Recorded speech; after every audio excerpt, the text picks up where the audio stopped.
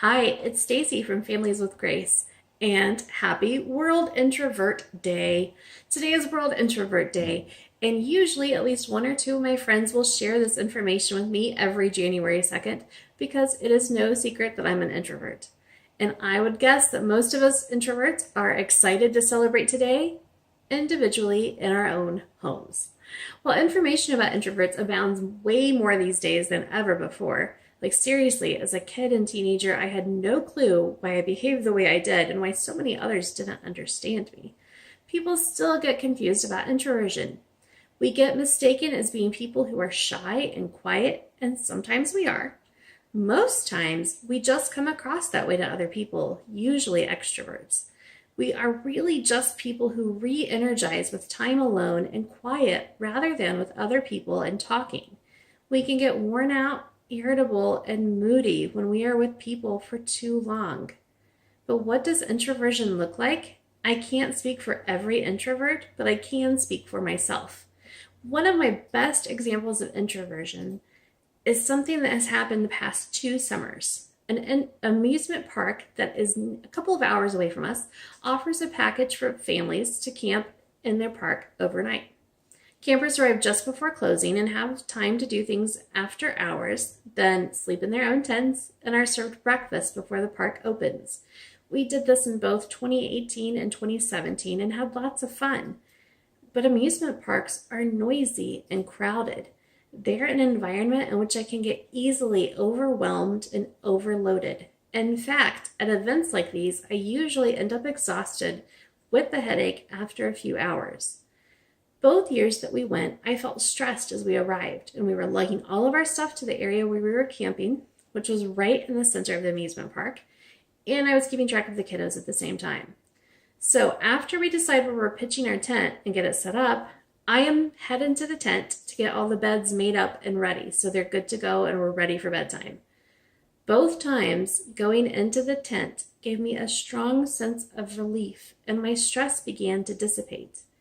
And that's because inside the tent, I can still hear all of the noise outside. I can still hear people talking as they walk by and other campers setting up their campsites, but I'm out of sight of them and they're out of sight from me. I get to be in my own little bubble of sorts with my family, and it's wonderful. I immediately relax. And that is introversion. We don't shy away from experiences or from other people. We don't always want to not talk or be antisocial, but we do relax best and become our true selves when we are in our own space. If I could take a tent with me to every large event or gathering, I would. But I'm not trying to be a freak, I promise. I wouldn't stay in it the whole time. I don't at the amusement park either. But I would go in when I needed just a few moments alone to decompress. I can't take a tent places, but I have found other escapes. When we go to a gaming convention in a nearby city each year and are exploring the exhibit hall, which is packed with booths and vendors and other gamers, I get on overload. I've learned that in order to avoid a headache and just utter exhaustion, my best bet is to take about 20 minutes here and there to sit out. My husband will keep going through the booths, and I'll go sit on the side of the convention hall, usually on the floor because it's so packed, and I close my eyes. I don't usually fall asleep that way, though I totally did the year we went when I was 8 months pregnant, but that's a whole other thing. I just have my eyes closed, and I'm able to be in my own headspace for a while. I can still hear the noise, but it gives me a chance to regroup and go inside of myself rather than be totally involved with all that's going on around me. Other times, I can't sit on the sidelines with my eyes closed without seeming like a crazy, antisocial person. So I find other ways to regroup. Sometimes it just means going to the bathroom and staying in there an extra couple of minutes all alone. And that's where having a bladder problem comes in handy because I really do have to go to the bathroom a lot.